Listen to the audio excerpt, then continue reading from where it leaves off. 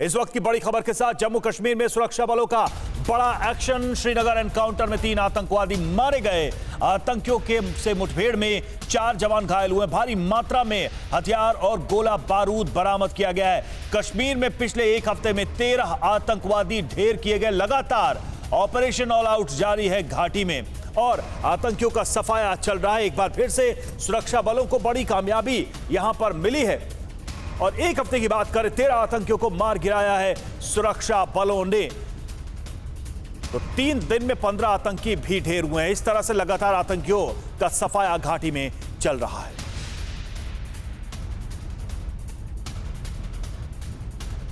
तो जैसा कि बात कर रहे थे, लगातार ऑपरेशन ऑल आउट चल रहा है आतंकियों का सफाया घाटी से।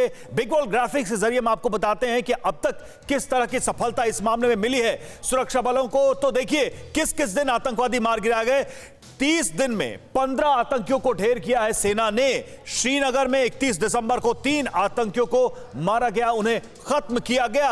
अगली तारीख 30 दिसंबर यह कुलगाम में उसी दिन ऑपरेशन और एक पाकिस्तानी समेत 2 आतंकियों को मार गिराया गया। देखिए 30 दिसंबर को ही यह बड़ी सफलता। एक दिन पहले यानी 29 दिसंबर को अनंतनाग में भी ऑपरेशन हुआ। 3 पाकिस्तानी आतंकी मार गिराए हैं सेना ने अनंतनाग में 29 दिसंबर को। 12 दिसंबर अवंतीपुरा में ऑपरेशन हुआ और जैश का आतंकी समीर अहमद तांत्रे ढेर किया गया सुरक्षा बलों के द्वारा। यह 12 दिसंबर को एनकाउंटर हुआ था। 12 दिसंबर का यह ऑपरेशन था। तो किस तरह से एक के बाद एक 15 आतंकियों को मारा गया। 8 दिसंबर को शोपियां में भी मुठभेड़ हुई, एनकाउंटर हुआ। लश्कर ए तैयबा के 3 आतंकी 8 दिसंबर को सुरक्षा बलों ने मार गिराए और दिसंबर की पहली तारीख यानी 1 दिसंबर को पुलवामा में जो एनकाउंटर हुआ, जैश का आतंकी याशिर पर्रे समेत 2 आतंकी ढेर कर दिए गए। 2 आतंकी मार गिराए गए सेना के द्वारा। तो लगातार यह ऑपरेशन चल रहा है। 30 दिन 15 आतंकी ढेर किए गए। इरफान कुरैशी हमारे साथ, हमारे संवाददाता फोन लाइन पर इस वक्त जुड़े हुए हैं। इरफान, कहा जा सकता है कि साल के आखिरी महीने में भी आतंकियों का सफाया घाटी से जारी रहा।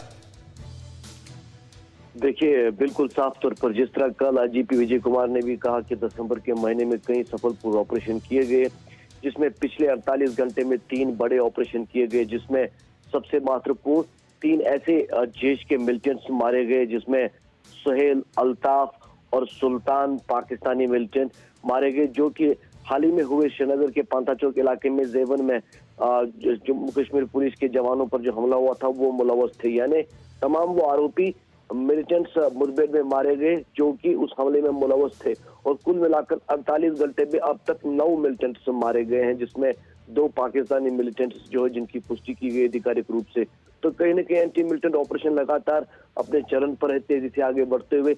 इस साल भी मिलिटेंट्स के जो मारे जाने के आंकड़े हैं वो 150 के पार कर चुके हैं और दिसंबर के महीने में एक बड़ी संख्या मिलिटेंट्स की देखने को मिली जिन्हें मुठभेड़ में मारा गया। कई मिलिटेंट्स को आत्मसमर्पण करने का भी मौका दिया गया।